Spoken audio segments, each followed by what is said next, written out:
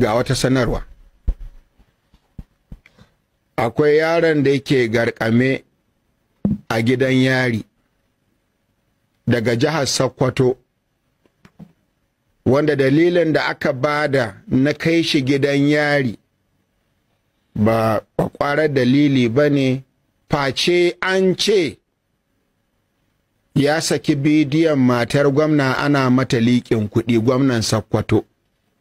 Gwamnan Sokoto wanda ya gyara bohol guda 25 a kan kuɗi naira biliyan 1 da miliyan 200. In ba ku gane ba, naira biliyan 1 ita ce naira miliyan 1 guda 1000, sannan a ƙara da miliyan 200, miliyan 1,200 kenan. Kuɗin gyara bohol guda 25. Matar wannan gwamnan ake maliki, tana birthday ɗinta, kuma yaro ɗan uwan shi ya zo nan ya yi takakka, ya zo ya nuna mana inna ainihin ɗan uwan shi ya samu wannan bidiyon. Ƙawar matar gwamna ita ta saki wannan bidiyon, shi ma ɗan taɓa kalashe ya ɗan lakata. Yau an waye gari ita ƙawar matar gwamna da yake tana da uwa a murhu, ba a yi mata komai ba, sai shi wannan da yake ɗan talaka ne tantaka daga Sokoto, an kama shi an garkame shi, polis sun kulle shi, ‘yan uwan shi sun je an ce gwamna ya ba da umarnin cewa kada a bari kowa ya gan shi. Da ƙyar sai da ya kwana 2 sannan aka samu lauyoyi guda 2 da dangin shi suka je, ba a bar dangin ma sun shiga ba sai lauyoyin.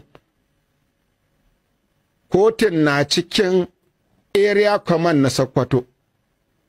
Daga nan police aka mika shi kotu, aka tura shi gidan yari, yana can a yanzu. Mutanen Sokoto, kaddara a ce ba ku da sanatoci mutanen kirki, kaddara a ce ba ku da mamba mutanen kirki, shin fadan sarkin musulmi mai alfarma sarkin musulmi a Sokoto yake, a ce an rasa wanda ya iya ɗaukan mataki ya nuna abin nan da aka yi ba a yi ma yaro adalci ba.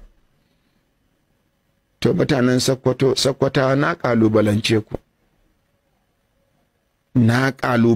ku, muna da lauyoyi daga Sokoto, muna da manya-manyan mutane daga Sokoto, mutanen kirki, amma an wayi gari wai a ce mutanen kirki sun kasa buɗe baki sai su nuna, su yi alawadai da abin da aka yi ma yaro ɗan talaka.